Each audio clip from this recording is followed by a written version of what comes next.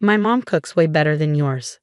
Some of us leaned back in our chairs while others sat up straight. There were 4 of us around the table, and it was loaded with fancy food.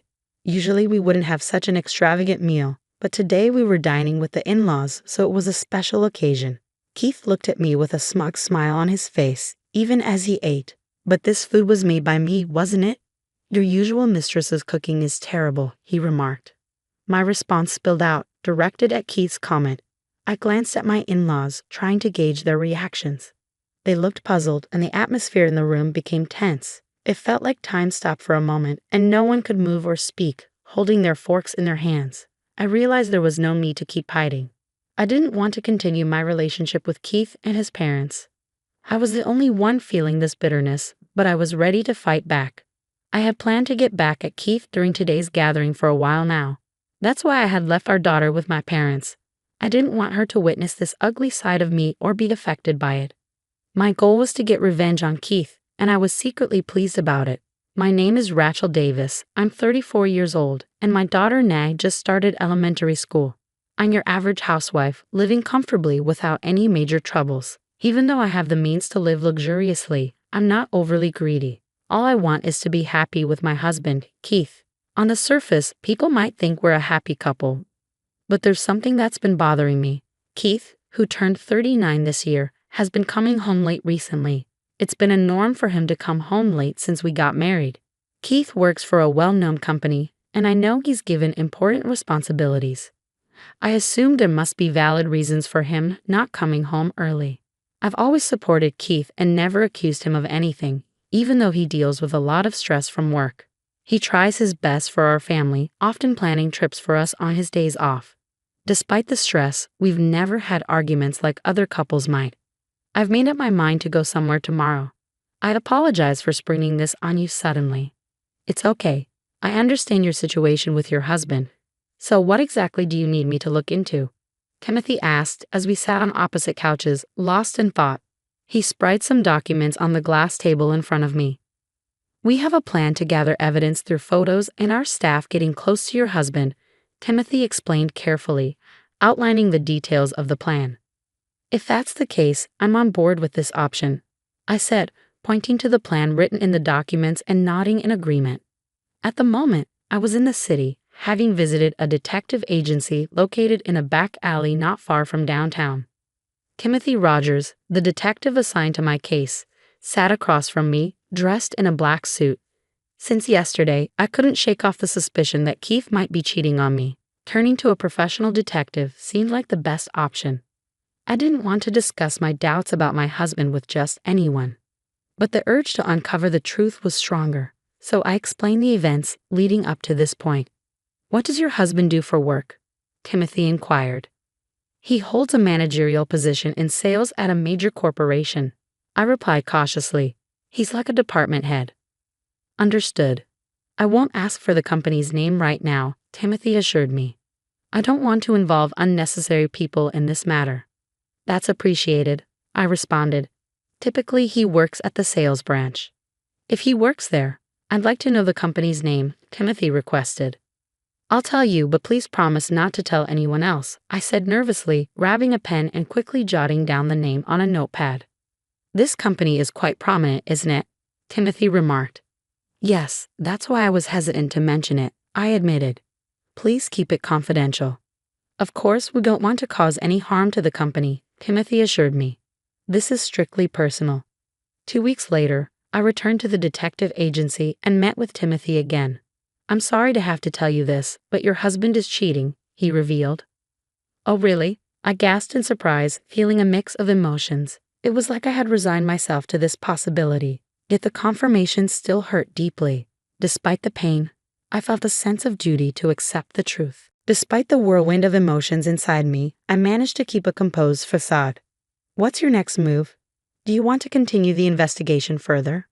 Timothy asked.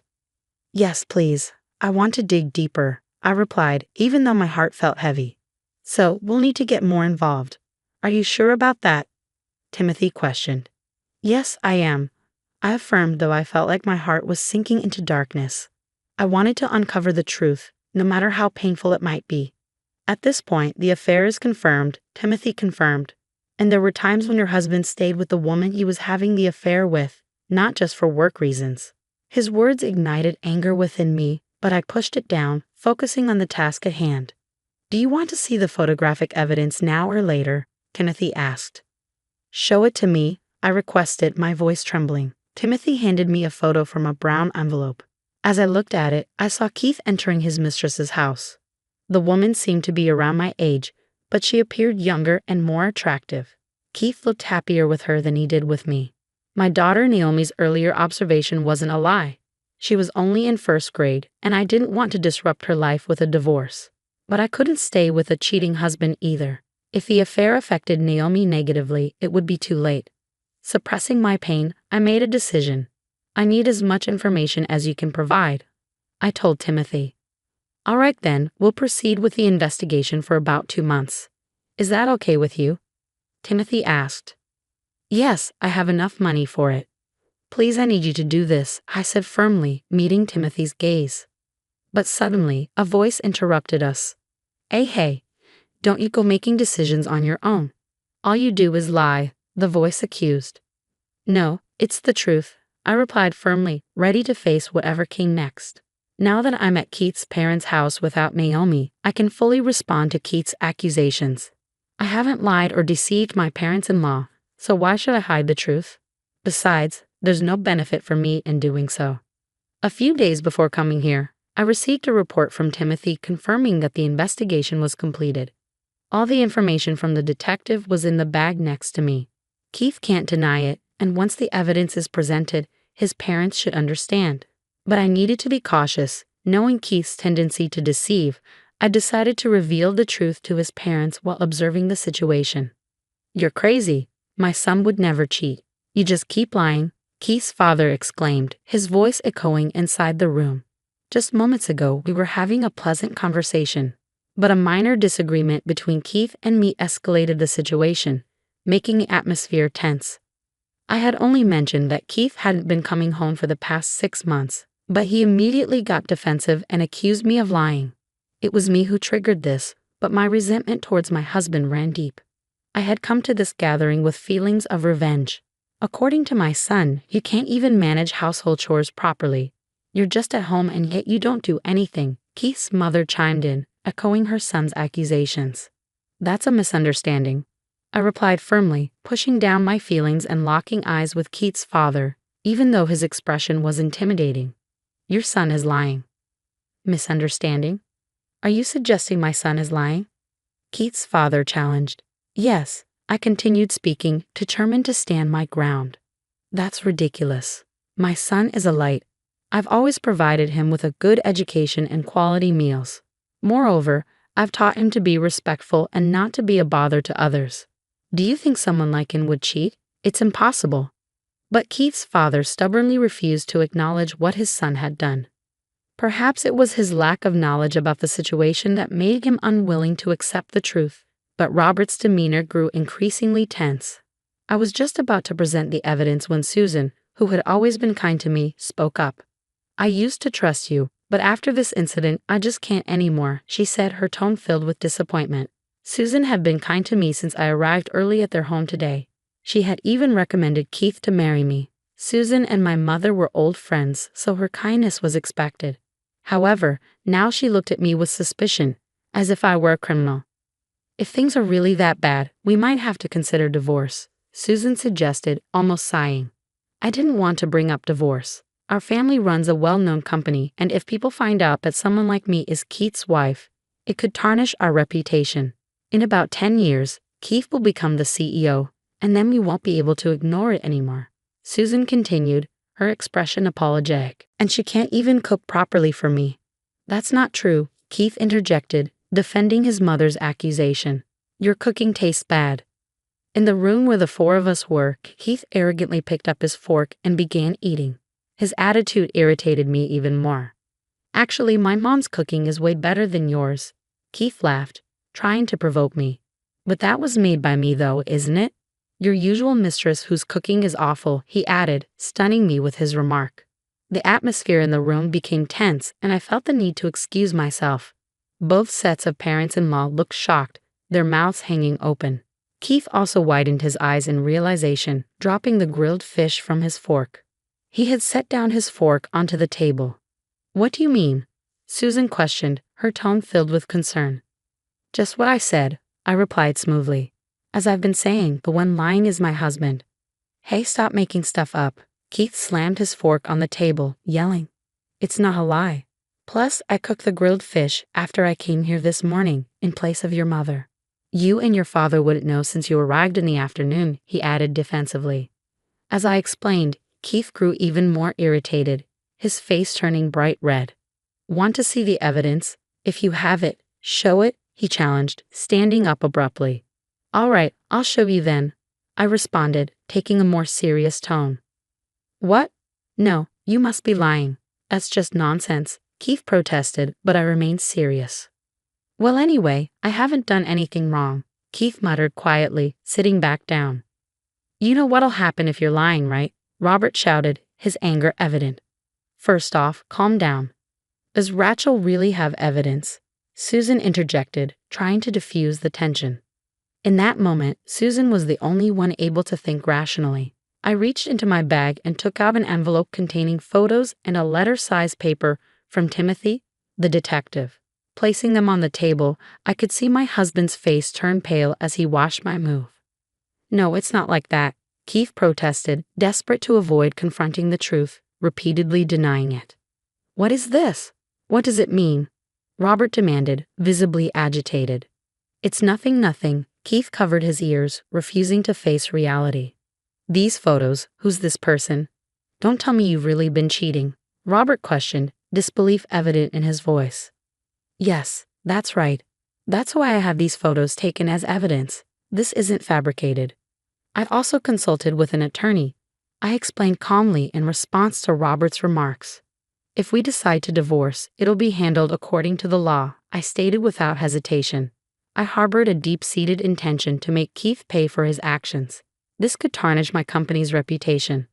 Robert's voice grew weak, the earlier momentum now a distant memory. What's the truth? Susan asked, her tone filled with concern. Keith covered his face with both hands, unwilling to accept reality. However, he could no longer avoid the undeniable truth. Slowly, his distressed expression began to show, indicating his struggle to regain composure. All right, I'll talk, Keith finally said, slumping as if exhausted. I cheated, but it's not entirely my fault. From the beginning, Keith tried to justify himself. I originally had someone I loved. Yeah, I had never mentioned this before. Before I met you, before Mom introduced you to me. Why did you choose me then? I questioned, taken aback. Because it looked good socially, Keith spoke with difficulty, then glanced at his parents. Dad wanted me to get married soon, so I was set up with someone Mom recommended. If you loved someone, why didn't you tell me? Robert demanded, his anger evident. It was someone I met about 10 years ago. She worked at a nightlife spot. Given that my father runs a major company, I couldn't openly discuss it, Keith admitted, revealing a truth I had never known. I see, a nightlife spot. Well, in that case, I probably would have opposed the marriage, Robert acknowledged. So it's not entirely my fault. Actually, I wanted to marry her, Keith confessed, shocking me. We'd lived together for several years, even had a child, but all this time, Keith never truly loved me, I realized, feeling the weight of his words hit me hard. She told me it'd be okay if we got married this year, so I thought this was my chance, Keith explained further. What are you talking about? Chance for what? Susan asked, her confusion evident. It was my last shot at marrying her. Plus, I thought if I badmouthed Rachel, Dad and Mom would agree to our divorce. Keith admitted, his frustration evident. I'm sick of it all. The societal expectations and all that. I just want to live a simple life. I'd rather spend my life with that woman than with our family. A pang of sympathy washed over me as I realized Keith had been carrying the weight of stress for our family all these years. However, it dawned on me that our relationship was merely a facade for him. When I realized that our relationship lacked genuine love and was merely for appearances, it became increasingly painful. What are you going to do about your marriage? Susan asked, breaking the tense silence. I'm going to get a divorce, I replied firmly. Do you have any idea how much money I've spent on you? Robert's anger flared. Hey, stop it. Are you taking his side now? Susan interjected, trying to diffuse the tension. We've never heard his true feelings before. He's always followed our advice and did the right thing even back in his college days.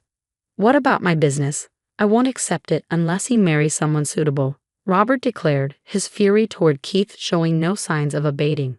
I'm sorry, Keith's voice quivered in pain. Just saying sorry won't cut it, Robert retorted sternly. But don't you think it's enough that he's finally been honest with us? Susan intervened, gently prodding Robert to calm down emotionally. I'm getting a divorce, so I'll be taking over my company. What is your answer? Robert asked Keith with an angry expression. I can't take it over anymore, Keith admitted. I see. Are you prepared to take full responsibility? Robert questioned, seeking confirmation. It might be tough, but I'll figure something out, Keith replied. Do as you please. I won't say a thing. From today, you're no longer part of this family. Remember that, Robert declared, leaving the dining table in disbelief. I'm truly sorry, Keith expressed deep regret to me, begging for forgiveness. But no matter the circumstances, I couldn't forgive Keith for upending my life. I was set on getting a divorce and planned to seek child support, otherwise I wouldn't be able to suppress my feelings of resentment. I called the attorney I had spoken with earlier that day, and the divorce proceedings with Keith began the next day. A few months have passed since then, and although I can't live as comfortably as before, I believe my life has improved. I feel better about my current situation. Mom, I'm off. Be careful, honey, I called out as Naomi headed off to school. Now in the second grade, she was growing up fast. As a single mom, I had to start working again. But it was still better than living with Keith, who had no love for us. After ensuring Naomi was safely off to school, I headed to work. The company I work for is managed by my father-in-law. I reconciled with my parents-in-law, and they've been a great support, helping me in various ways. Through their assistance, I was able to join my current company. However, I didn't know what had become of Keith after the divorce. He went to the person he had an affair with and never returned home.